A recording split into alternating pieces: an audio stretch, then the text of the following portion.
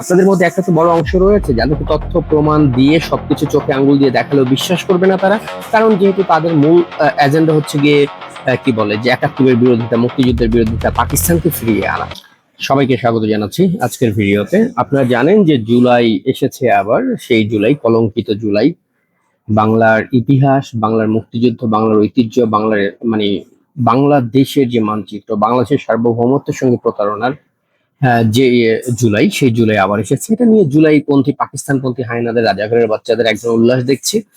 সেই জায়গা থেকে আমার কাছে মনে হয়েছে যে কিছু বিষয় নিয়ে কথা বলা খুব জরুরি, আপনাদেরকে মনে করিয়ে দেওয়া জরুরি যে জুলাই আসলে কি ছিল। আপনাদের মধ্যে একটা তো বড় অংশ রয়েছে যাদেরকে তথ্য প্রমাণ দিয়ে সবকিছু চোখে আঙ্গুল দিয়ে দেখালেও বিশ্বাস করবে না তারা। কারণ যেহেতু তাদের মূল এজেন্ডা হচ্ছে গিয়ে কি বলে যে একাত্তরের বিরোধিতা, মুক্তিযুদ্ধের বিরোধিতা, পাকিস্তানকে ফিরিয়ে আনা। অর্থাৎ এই গোষ্ঠী কোনোদিন এটা মানবে না যে আসলে কি বলে যে যত তথ্য প্রমাণই দেন না কেন আপনারা, তারা স্বীকার করবে না যে জুলাই মুক্তিযুদ্ধ বিরোধী, বা এই দেশের জুলাইয়ের মাধ্যমে কি ক্ষতি হয়েছে তারা স্বীকার করবে না। তারা বারবার জুলাইকে মহৎ বানিয়ে তুলবে, এবং মহৎ বানিয়ে তোলাটা তাদের জন্য খুবই জরুরি। কেননা তাদের এই জুলাইকে কেন্দ্র করে তারা বাংলাদেশের মানচিত্রকে ধ্বংস করতে পেরেছে, তারা বাংলাদেশের মানচিত্রকে পুনরায় পাকিস্তান পন্থীদের হাতে ফিরিয়ে দিতে পেরেছে। মানে তাদের অর্জন অনেক এই জুলাইতে। অতএব তারা কোনোভাবেই পৃথিবী উল্টে যায় কিন্তু জুলাইয়ের বিরুদ্ধে যায় এমন কোনো কিছুকে তারা অ্যাকসেপ্ট করবে না। তো সেই ধারাবাহিকতা থেকেই ভাবলাম যে এবার হচ্ছে গিয়ে আমি যেটা করবো, জুলাইয়ের 30 দিন 30টা ভিডিও বানাবার পরিকল্পনা করেছিলাম। 30 জন অপকর্মকারী জুলাইয়ের মাধ্যমে কি কি অপকর্ম সংগঠিত হয়েছে বাংলাদেশে তারই একটা ধারাবাহিক চিত্র তুলে ধরবো এই 30 দিন। যদিও গতকাল চলে গেছে, গতকাল খুবই শর্ট একটা ভিডিও দিয়েছিলাম। আজকে থেকে শুরু করছি মোটামুটি লং ভিডিও এটা, এবং আশা করছি যে 30টা দেবো, সেটা জুলাইয়ের মধ্যে না হলে জুলাইয়ের পরে হলেও কন্টিনিউ করবো, কিন্তু 30টা, 30 জন পশু, 30টা হায়েনার চরিত্র তুলে ধরবো আমি এই জুলাই জুড়ে। সেখানে তথ্য প্রমাণগুলো দেব, যারা বিশ্বাস করবার করবেন। আমি প্রত্যেকটা জিনিসই হচ্ছে কি আমার মন গড়া কথা না, প্রত্যেকটা তথ্য প্রমাণ দিয়ে ভিডিও বানাবো। পাকিস্তানপন্থী যারা রয়েছেন, যারা কোনোদিন এটা বিশ্বাস করবেন না, বা দেখে শুনেও বলবেন দেখি নেই কিছু, বুঝি নেই কিছু, জানি নেই কিছু, হ্যাঁ, সেই পাকিস্তানপন্থীদের হিসাব আলাদা। আমাদের মতো যারা মানুষ রয়েছেন, সাধারণ মানুষ, তাদের মতো জানা উচিত এই জুলাই কিভাবে বাংলাদেশকে ধ্বংস করেছে, কিভাবে মুক্তিযুদ্ধকে ধ্বংস করেছে। তো চলুন আমরা প্রথমে আজকে আলোচনাটা কাকে দিয়ে শুরু করব ভাবতে ভাবতেই মনে হলো কালা পাঠার ব্যাপারটা। জুলাইতে যেই বিপ্লবী বনে যাওয়া হাসনাত আব্দুল্লাহ, যে হচ্ছে কি কোটা না মেধা স্লোগান দিয়ে বিসিএস এ কেন কোটা রাখা হবে মুক্তিযোদ্ধাদের, সেটার বিরুদ্ধে গিয়ে আন্দোলন করে তাদের কোটা না হলে তারা বিসিএস ক্যাডার হয়ে যাবে, তারপর একটা টকের বাচ্চাকেও দেখে নেই বিসিএস দেওয়ার জন্য প্রিপারেশন নিতে। তারা এক একজন রাজনীতি করতে শুরু করেছে, তারা কেউ টেন্ডারবাজি, দখলবাজি, চুরি বাটপারি, দল খুলে বসে আছে। তারপর সেই দলের মধ্যে কি কি ঘটতেছে সেই বিষয়গুলো নিয়ে কথা বলবো। এই হাসনাত আব্দুল্লাহ, আজকে হাসনাত আব্দুল্লাহকে নিয়ে একটু কথা বলি, কিছু তথ্য আমি দেখাবো স্ক্রিনে। এই হাসনাত আব্দুল্লাহ কুমিল্লার খুব নিম্ন আয়ের একটা পরিবার থেকে উঠে আসা। এই ছেলের বিলাসী জীবন, তার মানে যেই ছেলে হচ্ছে টিউশনি করে ঢাকা বিশ্ববিদ্যালয়ের পড়াশোনা করতো, ইংরেজি একটা কোচিং সেন্টারে, মানে কি বলে কোচিং করাতো, কোচিং পড়িয়ে সেখান থেকে কিছু টাকা পেয়ে চলতো। বিজয় 71 হলে যখন ছিল এই হাসনাত আব্দুল্লাহ, তখন সে ছিল ছাত্রলীগের একজন কর্মী। এই হাসনাত আব্দুল্লাহ ছাত্রলীগের অনেক অনুষ্ঠানে, অনেক মিছিলে, মিটিং এ, অনেক পিকেটিং এ, এবং যেই সব জায়গাগুলো নিয়ে ছাত্রলীগ সমালোচিত, যেমন ধরেন টিএসসিতে কাউকে ধরে মব করা, কাউকে মারধর করা, কিংবা সৌরাদি উদ্যানের ভিতরে কাউকে পেলে তার কাছ থেকে মোবাইল টোবাইল নিয়ে যাওয়া, এই যে গ্যাংটা, কিংবা ধরেন ঢাকা বিশ্ববিদ্যালয়ের অন্য মতের যে কর্মীরা রয়েছে, ধরেন ছাত্রদল বা শিবিরের কর্মীদেরকে আক্রমণ করা, আঘাত করা, এই মারধর করার কাজগুলো যেই বাহিনী করত, তাদের মধ্যে একজন ছিল এই হাসনাত আব্দুল্লাহ। মব এবং হচ্ছে তার যে পরিকল্পিত জামায়াতের যে ওকে পরিকল্পনা করে ভেতরে ঢুকানো হয়েছে, তার অন্যতম জায়গাটা হচ্ছে এটা। ও কিন্তু এই অপকর্মগুলো করে যাচ্ছে সেই কি বলে আওয়ামী লীগ ক্ষমতা থাকাকালীন সময় ছাত্রলীগকে বিতর্কিত করা। যদিও পরবর্তীতে সে বলছিল যে আমি আমার অস্তিত্ব রক্ষার কারণে ঢাকা বিশ্ববিদ্যালয় টিকে থাকতে গিয়ে আমি ছাত্রলীগ করতে বাধ্য হয়েছি, অন্যথায় করতাম না। হ্যাঁ, কিন্তু ঢাকা বিশ্ববিদ্যালয়ে মানে হাজার হাজার ছাত্রছাত্রীর মধ্যে কয়জন ছাত্রলীগ করে, কয়জন মিছিলে যেতে হয়, কয়জন গিয়ে পিকেটিং করতে হয়, কয়জন গিয়ে অন্যকে মারধর করতে হয়, আপনার একটু হিসাব মিলাইলেই বুঝবেন। যখন যে আসে মূলত ও হচ্ছে গিয়ে যখন যার দিকে, যেহেতু ও হচ্ছে মূলত ভিউ ব্যবসায়ী টাইপের, ইউটিউবিংটা খুব ভালো বোঝে, মানুষের দৃষ্টি আকর্ষণ করে কেমনে ফোকাস নিতে হবে সেটা ভালো বোঝে।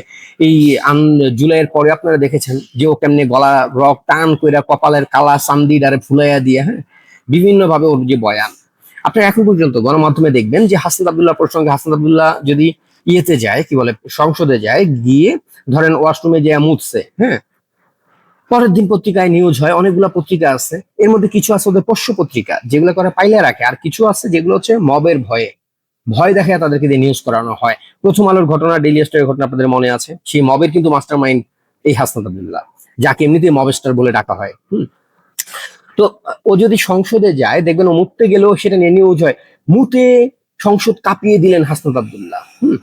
ও ঘাড়ের রক মোটা কইরা তেরা কইরা ছাগলের বাচ্চায় এই জঙ্গি যেটা করে যে ভারত বিরোধী একটা দুইটার কথা যদি কোনোভাবে সংসদে বলে, সেটাই পরের দিন সব পত্রিকায় নিউজ হয়। সংসদ কাঁপিয়ে দিলেন, আগুন জ্বালা বক্তব্য দিয়ে হাসনাত আব্দুল্লাহ। ও কোন পাল্টা করেছে? এই জুলাইতেও বিভিন্ন গোয়েন্দা বাহিনীর সাথে বসে বসে মিটিং করতো টাকা পয়সা দেন দরবার নিয়ে। এই জুলাইতেও ওই হচ্ছে গিয়ে এই আন্দোলন বন্ধ করে দেওয়ার ঘোষণা দিয়েছিল ডিবির দুইটা থাবড়া খায়া।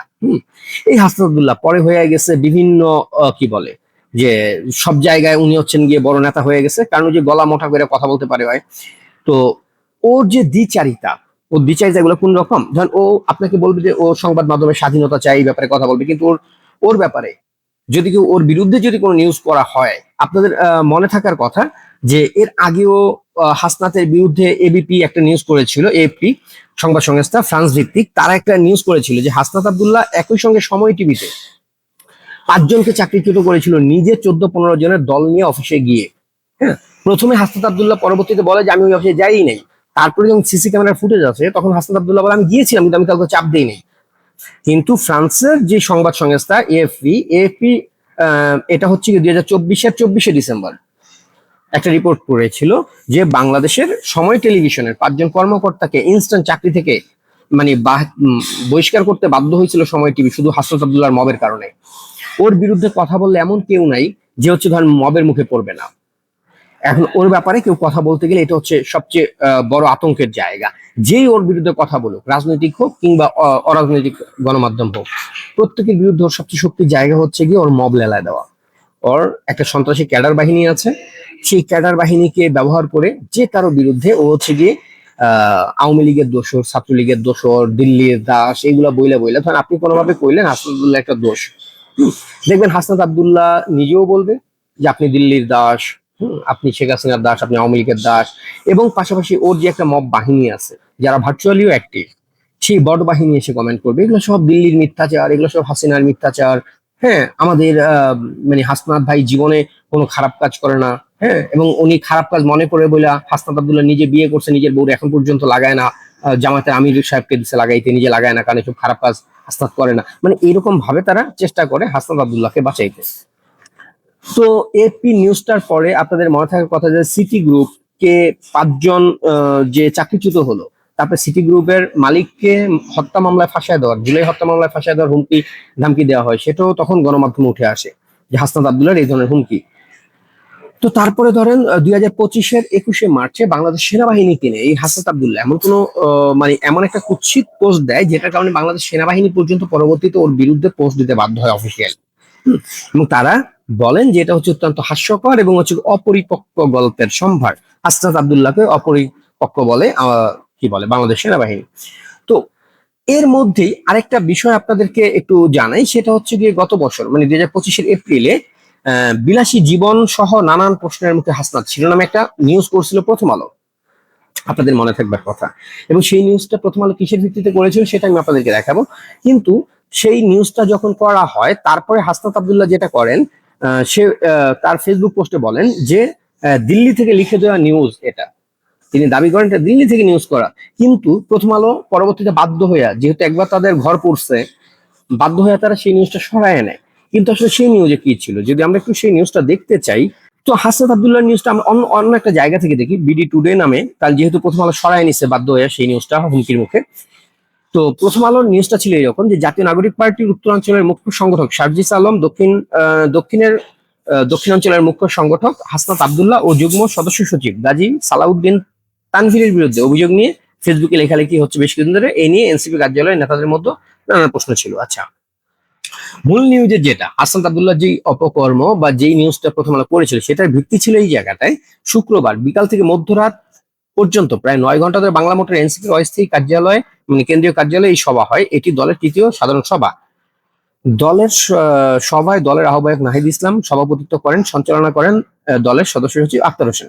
হ্যাঁ, তো এখানে ওই সবাই সামাজিক যোগাযোগ মাধ্যম ও জনপরিসরে বিএনসিপির বেশ কিছু নেতাকর্মীর বিরুদ্ধে ওঠা অভিযোগের প্রেক্ষিতে সাংগঠনিক শৃঙ্খলা ও তদন্ত কমিটি গঠন করার সিদ্ধান্ত নিয়েছে দলটি। তো এখানেই মূলত কথা হয়। হ্যাঁ, এই যে তারা বলেন সবার এক পর্যায়ে আলোচনায় ওঠে যে মুষ্টিমেয় কয়েকজন এনসিপি ভাবনীতি মোটে ক্ষুণ্ণ হচ্ছে। এরপর কেন্দ্রীয় নেতাদের অনেক নানান প্রশ্ন করতে শুরু করেন। হাসনাত আব্দুল্লাহ ও সাদিস আলমকে 5 আগস্টের পরে বিলাসী জীবন নিয়েও প্রশ্ন করা হয়। তারা কিভাবে দামি গাড়িতে চড়েন সেই প্রশ্ন তোলা হয়। এছাড়া ঈদ উল ফিতরের আগে গত মাসে পঞ্চগড়ে সার্জিসের গাড়ি বহন নিয়ে প্রবেশ যে আলোচনার সমালোচনা জন্ম দিয়েছে সেই বিষয়ে প্রশ্ন করা হয়। বিভিন্ন ঘটনায় নিজেদের মতো করে মন্তব্য করা বা অবস্থান নিয়ে বিভিন্ন বিষয় একা একা ডিল করতে যাওয়া নিয়ে প্রশ্নের মুখে পড়ে সার্জিস ও হাসনাত। এখন বিষয়টা হচ্ছে গিয়ে এই নিউজটা ছিল মূলত এনসিপির একটা কি বলে তাদেরই একটা মিটিং ছিল, সাধারণ সভা ছিল। সেই সভার মধ্যে যে বিষয়গুলো নিয়ে প্রশ্ন উঠেছিল সেটার উপরে ভিত্তি করে প্রথমে নিউজ করেছিল। কিন্তু এই নিউজের পরে আমরা দেখেছি যে হাসনাত হচ্ছে গিয়ে কি বলেছিল, তো চলেন সেটা দেখি আমরা। বাংলা ট্রিবিউন, মানে একটা মব কোন লেভেলের ভয়ঙ্কর হতে পারে আপনারা একবার চিন্তা করেন। যে এই নিউজটা ছিল এনসিপির সাধারণ সভায় সার্জিস এবং হচ্ছে গিয়ে হাসনাতের বিরুদ্ধে যে অভিযোগগুলো উঠেছে, সেখানে যে আলোচনাগুলো হয়েছে ওদের অফিসে, সেটার উপর ভিত্তি করে। এবং সেটা ওখানকার যে মুখ্য সমন্বয়ক সেও বলেছে এটা, যে এই বিষয়গুলো আমরা আলোচনা করেছি, এগুলো আমাদের আলোচনা ছিল। এবং সেই নিউজটাই প্রথম আলো করেছে যে এনসিপির কার্যালয়ে এই আলোচনাগুলো হয়েছে। কিন্তু সেটাও মানতে কোনোভাবেই রাজি না, কিন্তু ট্যাগটা লাগাই দিছে দিল্লি। প্রথম আলোর নিউজটি দিল্লি থেকে লিখে দেওয়া বললেন হাসনাত আব্দুল্লাহ। ওর চেহারাটা দেখেন, কি কুৎসিত চেহারা। একটা মানুষের চেহারা নিয়ে কথা বলা ঠিক না, কিন্তু কুৎসিত চেহারাটা দেখেন।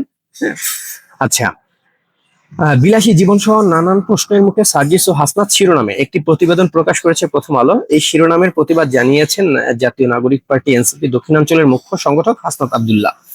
তিনি বলেন, দিল্লি থেকে লিখে দেওয়া নিউজ করে যদি ভেবে থাকেন হাসনাত আব্দুল্লাহকে থামাতে পারবেন, তাহলে আপনারা এখনো ভুলের জগতে বাস করছেন। এখন বলেন তো, এনসিপির সাধারণ সভায় এনসিপির ভেতরে যে বিষয়গুলো নিয়ে আলোচনা সমালোচনা হয়েছে সেটা কেন দিল্লি থেকে লিখে দেওয়া হবে? মানে সেটার উপরে নিউজ করলেই কেন একটা পত্রিকাকে দিল্লির ট্যাগ দেওয়া হবে, কিংবা আওয়ামী লীগকে ফেরানোর ট্যাগ দেওয়া হবে? যেমন ধরেন এখানে অনেকগুলা অনেক কথাই বলছে এই ছাগল, কিন্তু আমি মনে করি যে ধরেন এখানে লিখছে যে কই এই অংশটা দেখেন, যে দিল্লি থেকে লিখে দেওয়া নিউজ করে যদি ভেবে থাকেন হাসনাত আব্দুল্লাহকে থামাতে পারবেন, তাহলে আপনারা এখনো ভুলের জগতে আছেন। থামার হলে তো সেদিনই থেমে যেতাম, কি নিউজের আওয়ামী লীগ ফেরানোর বিরুদ্ধে জীবনের ঝুঁকি নিয়ে একে রুখে দাঁড়াতাম না। মানে ওর কথা হচ্ছে, ওর বিরুদ্ধে কেউ নিউজ করলেই সে হচ্ছে গিয়ে দিল্লির লিখে দেওয়া নিউজ করে, সে হচ্ছে আওয়ামী লীগকে ফেরানোর জন্য নিউজ করে। এই হচ্ছে গিয়ে, কিন্তু ও কিন্তু একবারও বলে নাই যে আমার নামে এই অভিযোগগুলা, যেই কথাগুলো উঠছে সেই কথাগুলো আমাদের এনসিপির সাধারণ সভায় হয় নাই। এই কথাগুলো মিথ্যা, সেটা কিন্তু ওর বলার হেডাম নাই। তো হাসনাত আব্দুল্লাহ পত্রিকার মুখ বন্ধ কেমনে করছে, এই জুলাই কিভাবে বাংলাদেশকে ধ্বংস করছে তার একটা উদাহরণ হচ্ছে বাংলাদেশের গণমাধ্যমকে ধ্বংস করা। এবং বাংলাদেশের গণমাধ্যমের বাক স্বাধীনতাকে ধ্বংস করার অন্যতম যে কারিগর, সেটা হচ্ছে এই মবস্টার হাসনাত আব্দুল্লাহ, কপাল পরা, কিংবা আপনি অনেকে কালা পাঠা বলে ডাকে। চল আমরা একটা নিউজ দেখি হাসনাত আব্দুল্লাহর অপকর্মের উপরে। সাংবাদিকদের বিরুদ্ধে জুলাইয়ের পর থেকে কিভাবে একজন হাসনাত আব্দুল্লাহ অত্যাচার করেছে, এর বাইরে তো ধরেন সবাই করেছে। বাকিদের ইতিহাস আমি আনবো, আজকে শুধু হাসনাতের বিষয়টা নিয়েই বলি। আমরা একটা রিপোর্ট দেখি একটু, এই রিপোর্টটা কি বলছে চলে। এবং আইন নিয়ে যারা ওনার কথা বলে, কথা বলার পর উনি নিজেই সেই মব সৃষ্টিটা করে বাংলাদেশকে অস্থিতিশীল করে। সাংবাদিকদের যে বাক স্বাধীনতা, মনে হয় যে হাসনাত আব্দুল্লাহ সাংবাদিকদের কণ্ঠকে রুদ্ধ করে দিয়েছিল। বন্যার সময়ে তাদের যে অর্থ উত্তোলন করা হয়েছিল, সে অর্থ এখনো ব্যাংকে জমা রয়েছে, তার কোনো সঠিক হিসাব দেওয়া হয় নাই। আর অতীতে হাসনাত আব্দুল্লাহ কর্মকাণ্ড ছাত্রলীগ থেকে বেড়ে ওঠা। হাসনাত আব্দুল্লাহদের রাজনীতি, ছাত্র রাজনীতি শুরু হয়েছিল ছাত্রলীগের ছায়াতলে। তাদের বাংলাদেশকে অস্থিতিশীল করা যায় কিভাবে, বাংলাদেশকে মব সৃষ্টি করা যায় কিভাবে, সেভাবে রাজনীতি তারা শিখছে। তারা তাদের রাজনীতির যে প্রেক্ষাপটটা, এইটা একদম স্বৈরাচার হাসিনার সঙ্গে একদম ওতপ্রোতভাবে মিলে যায়। এবং বিগত দিনে আমরা দেখতে পাচ্ছি হাসনাত আব্দুল্লাহ এই মব সৃষ্টি যেভাবে করতেছে, বাংলাদেশকে অস্থিতিশীল করতেছে। এবং তারা এই আইনের আইনের পক্ষে এবং আইন নিয়ে যারা ওনার কথা বলে, কথা বলার পর উনি নিজেই সেই মব সৃষ্টিটা করে বাংলাদেশকে অস্থিতিশীল করে। এটার আমরা তীব্র নিন্দা জানাই। কুমিল্লা 4 আসনের সংসদ সদস্য জনাব হাসনাত আব্দুল্লাহ, বিগত সময়ে আমরা দেখেছি জুলাই আন্দোলনে সময় তিনি অনেক ভূমিকা পালন করেছেন, কিন্তু জুলাই পরবর্তী সময়ে তার উত্থান যেন সময়ের সাথে সাথে তীব্রতর হয়েছে। আমরা দেখেছি তার তিনি যে তার আচার আচরণ চলাফেরা ছিল, জুলাই পরবর্তী প্রেক্ষাপটের পরে তার সেই আচরণ অনেক পরিবর্তন এসেছে। এছাড়াও বন্যার সময়ে তাদের যে অর্থ উত্তোলন করা হয়েছিল, সে অর্থ এখনো ব্যাংকে জমা রয়েছে, তার কোনো সঠিক হিসাব দেওয়া হয় নাই। এই নিয়ে প্রথম আলো একটা নিউজ করলে তা 1 ঘন্টার মধ্যে এক্সট্রিম মশার কয়েল প্ল্যান্ট ফাইবার দিয়ে তৈরি, তাই সহজে ভাঙে না, সুগন্ধিযুক্ত ও নিরবিচ্ছিন্নভাবে চলে। ডেঙ্গু, চিকুনগুনিয়া বাহি সহ যে কোনো মশার বিরুদ্ধে দেয় এক্সট্রিম সুরক্ষা। ডিলিট করতে বাধ্য হয়েছিল। সাংবাদিকদের যে বাক স্বাধীনতা, মনে হয় যে হাসনাত আব্দুল্লাহ সাংবাদিকদের কণ্ঠকে রুদ্ধ করে দিয়েছিল। প্রথম আলো হাসনাত আব্দুল্লাহকে একটা নিউজ করেছে, সেই নিউজটাকে অতি কিছুক্ষণ পর দেখা যায় সেটাকে আবার ডিলিট করেছে। তো এটা দ্বারা কি বোঝা যাচ্ছে যে গণতান্ত্রিক যে দেশের প্রক্রিয়া, যে সুশাসন নিশ্চিত করা, সেটা কি সুশাসন নিশ্চিত হচ্ছে, এটা আমার একটা প্রশ্ন থেকে গেল। আর অতীতে হাসনাত আব্দুল্লাহ কর্মকাণ্ড ছাত্রলীগ থেকে বেড়ে ওঠা, সে ছাত্রলীগ থেকে তার সকল কার্যক্রম শিখেছে, তার পরিচালিত করেছে।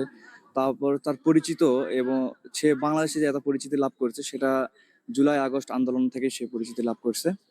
তো তারপর পরিচয় লাভ করার পর তার কথায় যে দেশটাকে নতুন করে গড়ার জন্য, যে সুশাসন নিশ্চিত করার জন্য যে গণতান্ত্রিক প্রক্রিয়ায় যাওয়া দরকার, সেই কথাগুলান তার মুখে ছিল কিন্তু তার কর্মকাণ্ডে ছিল না।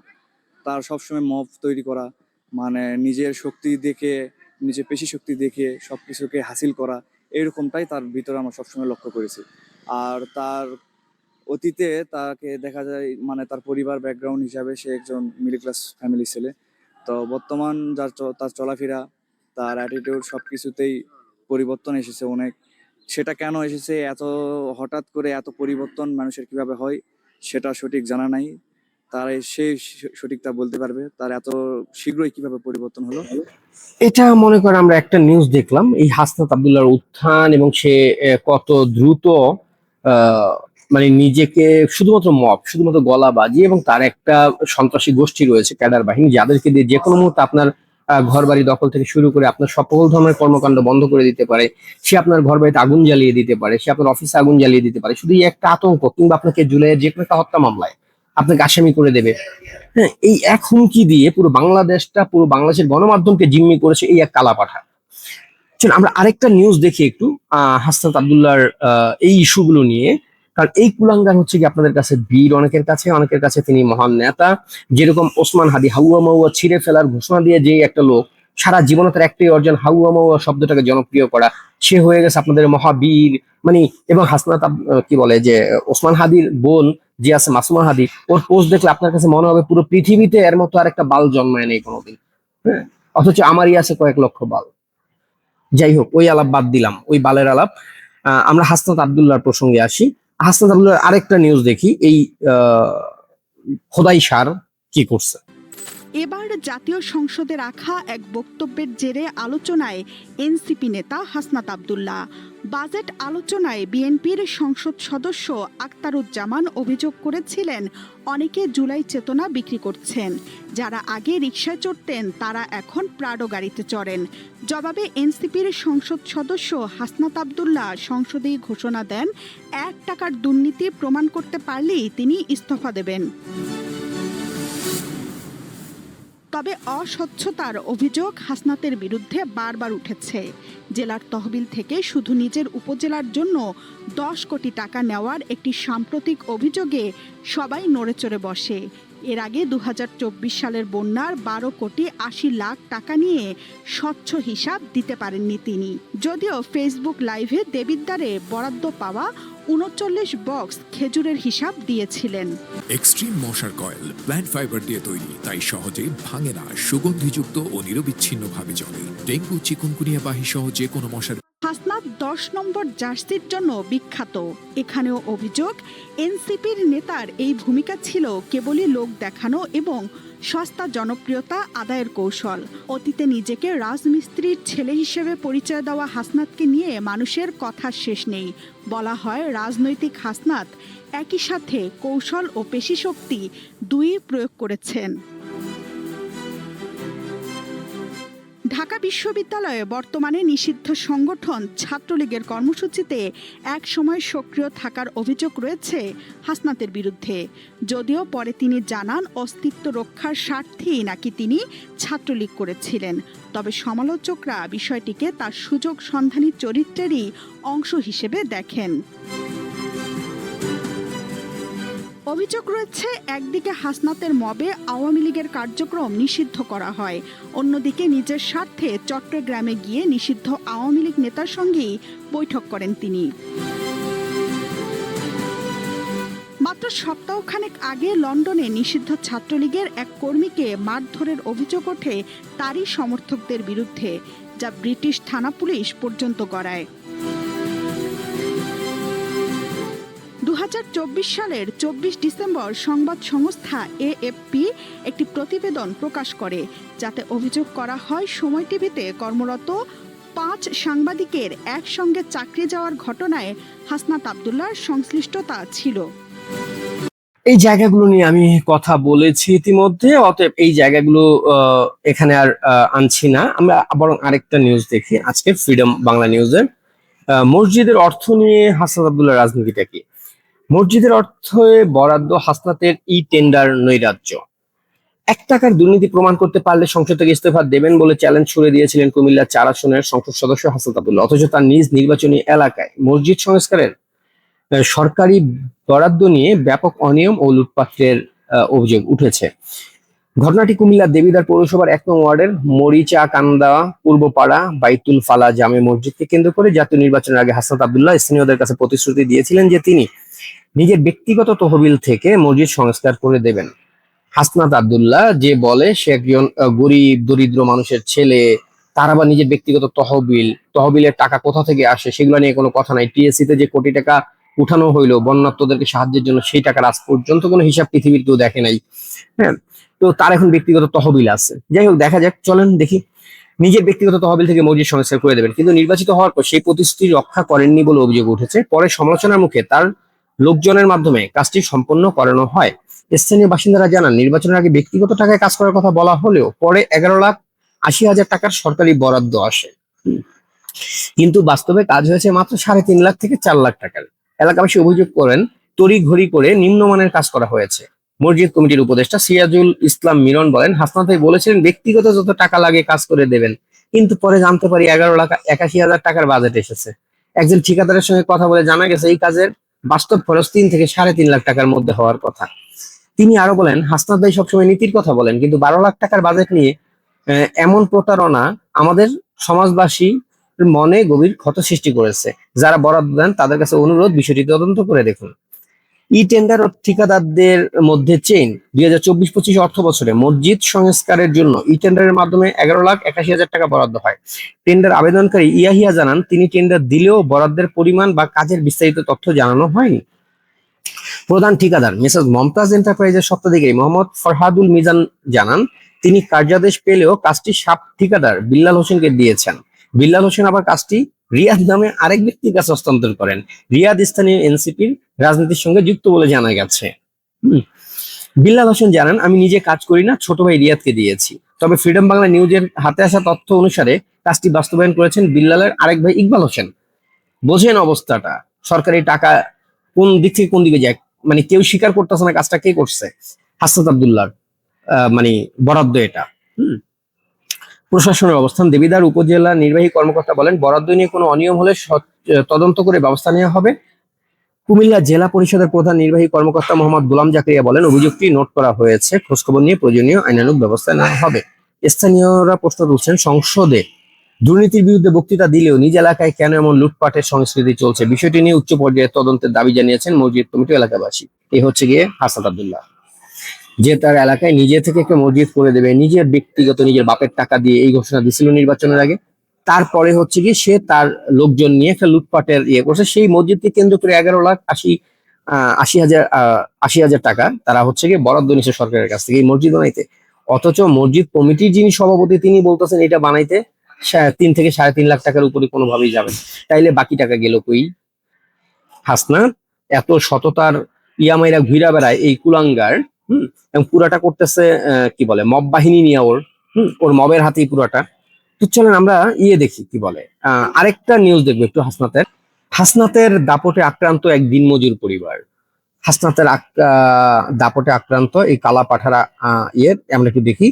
পেশায় দিনমজুর মহিউদ্দিন রাজনীতির জটিল সমীকরণ বোঝেন না। ত্রয়োদশ জাতীয় সংসদ নির্বাচনে এনসিপির বিপক্ষে বিএনপির শরিক দল গণ অধিকারের ট্রাক মার্কা এজেন্ট হওয়ার অপরাধে হাসনাত আব্দুল্লাহর অনুসারীরা হত্যার উদ্দেশ্যে হামলা করেন তার উপর, মারধর করে টাকা ছিনিয়ে নেন বলে অভিযোগ উঠেছে। কালের কণ্ঠের অনুসন্ধানী টিমের প্রতিবেদনে উঠে এসেছে এসব চিত্র। হামলা শিকার মহিউদ্দিন জানান, জাতীয় নির্বাচনের দিন নিজ আত্মীয়ের কাছে ট্রাক মার্কায় ভোট চান তিনি। এই সময় এনসিপির নেতারা শাপলাকুলিতে ভোট দিতে জোর করেন ভোটারকে।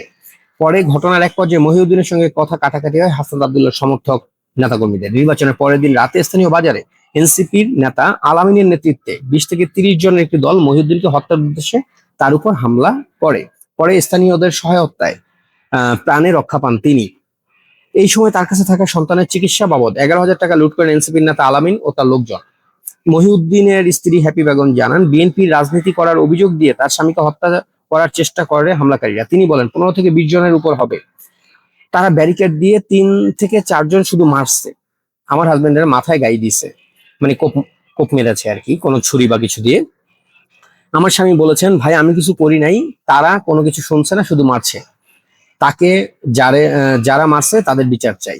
হ্যাপি বেগম আরো বলেন, বিএনপি কে তারা শেষ করে দেবে, তাদের এতটুকুই খোদ। তারা বিএনপি চায় না, তারা চায় নতুন কিছু। হামলা শিকার মহিউদ্দিনের বড় ভাই এই ঘটনায় মামলা করতে গেলে সেটি না নিয়ে উল্টো থানা থেকে বলা হয় আগুন নিয়ে খেলবেন না। মানে হাসনাত আব্দুল্লাহ টোকাইয়ের বাচ্চা টোকাই, ফকিরের বাচ্চা ফকিরনি, হ্যাঁ, এই কালা পাড়া ওনাকে এখন আগুন হয়ে গেছে। ওর নিয়োগ দেওয়া জামায়াতের যেই পুলিশ কর্মকর্তা ওসি, সেই ওসি আবার বইলা দেয় যে আগুন নিয়ে খেলবেন না। এ সময় তিনি অভিযোগ করেন, মুখে আওয়ামী লীগের বিরুদ্ধে কথা বললেও দেবিদ্বারে আওয়ামী লীগের পুনর্বাসনে সরাসরি কাজ করেন হাসনাত আব্দুল্লাহ। থানায় গিয়ে মামলা করতে ব্যর্থ হওয়ায় নিরাপত্তার সাথে হামলাকারীদের সাথে সমঝোতার চেষ্টা করেন ভুক্তভোগী মহিউদ্দিনের বাবা মনু মিয়া। সেখানেও হুমকি দেন হাসনাতের পালিত সন্ত্রাসী বাহিনী বলে অভিযোগ তার। মনু মিয়া বলেন, যেটা হওয়ার হয়ে গেছে, আমরা এখন মিলেমিশে থাকতে চাই, কিন্তু তারা একজন এক এক রকম কথা বলে, তাদের ভাষাই আলাদা। তারা হুমকি দেয় আমরা এনসিপির লোক, দেখে নিমু হাসনাত আব্দুল্লাহর লোক এনসিপি করছে, তারা এখনো মানুষের উপর জোর জুলুম করছে, আমরা হাসনাতের বিচার চাই। এইগুলা হচ্ছে গিয়ে ধরেন হাসনাত আব্দুল্লাহর মব বাহিনী ওখানে কি করতেছে ওই এলাকায়, সেগুলোর তথ্যগুলো দেখলে তো এই মবের এমন কোনো অপকর্ম নাই যেটা আপনি একটু গুগল করলেই পেয়ে যাবেন যে আসলে হাসনাত আব্দুল্লাহ এই গত 2 বছরে কি কি করেছে। এই টোকাইয়ের বাচ্চা যে দিন আনায় দিন খায়, দিন খাইতে পারতো না, জুলাই এদেরকে নেতা বানাইছে। জুলাই এইসব টোকাইয়ের বাচ্চাদেরকে নেতা বানাইছে এবং বাংলাদেশ সেটার জন্য সাফার করতেছে। তো যারা বলেন যে জুলাই নিয়ে আপনারা খুব গর্ব করেন, আমরা জুলাইকে ঘেন্না করি, আমরা জুলাইকে ঘেন্না করি। জুলাইয়ের সাথে মানে যুক্ত প্রতিটা হায়নার বাচ্চাকে দেশদ্রোহী, পাকিস্তানপন্থী, মুক্তিযুদ্ধ বিরোধী, মানে সন্ত্রাসী বলে আমরা মনে করি। এবং এদের প্রত্যেকের বিচার নিশ্চিতভাবে বাংলাদেশে হবে, এটার কোনো বিকল্প নেই, অপেক্ষা করেন। আর হচ্ছে গিয়ে কেন জুলাইকে আমি ঘেন্না করি, কেন জুলাইয়ের বিরুদ্ধে আমি, কেন জুলাইয়ের প্রতিটা কুলাঙ্গারের বিচার আমি চাই, জুলাইয়ের সঙ্গে সম্পর্ক যাদের ছিল কিংবা যারা জুলাইকে সমর্থন দিয়েছে বা এই ধরনের প্রত্যেকটা কুলাঙ্গারের আমি বিচার চাই। কেন বিচার চাই সেই ব্যাপারেই ধারাবাহিকভাবে আমি ভিডিও বানাবো। নেক্সট 30টা ভিডিও হবে 30 জনের উপরে, যে 30 জনের অপকর্মগুলো এই দেশটাকে ধ্বংস করার পেছনে কারা জড়িত, কিভাবে জড়িত, এবং কারা এই জুলাইকে বিক্রি করে হাজার কোটি টাকার মালিক হচ্ছে, প্রত্যেকের এক একটা ডাটা তৈরি করব। এবং আজকে হাসনাতের পর্বটা করলাম, সামনে আরেকজনের পর্ব আসছে। সবাইকে ধন্যবাদ ভিডিওটা দেখার জন্য, এবং জুলাইয়ের বিরুদ্ধে এই হায়নার বাচ্চাদের বিরুদ্ধে কথা বলবার জন্য সবাইকে অনুরোধ করছি। কারণ এই দেশটা আপনার, এই দেশটা পাকিস্তানপন্থী হায়নাদের হাতে দিয়েন না। এই মব কি বলে সন্ত্রাসের যে জনক হাসনাত আব্দুল্লাহ, এইসব কুলাঙ্গারদেরকে প্রতিহত করেন। এই টোকাইয়ের বাচ্চারা আজকে বাংলাদেশের পার্লামেন্টে যাওয়া মানে বাংলাদেশের পার্লামেন্টকে কলঙ্কিত করা, বাংলাদেশের ইতিমধ্যে বাংলাদেশের স্বাধীনতা নিয়ে তারা কি কি বলেছে সেগুলো আপনারা দেখেছেন, সেগুলো আমরা যুক্ত করে দেব। এরপরে কোনো ভিডিওতে আসবে যে মুক্তিযুদ্ধের বিরুদ্ধে জুলাইয়ের অবস্থান কিভাবে ছিল। সবাইকে ধন্যবাদ, ভালো থাকবেন।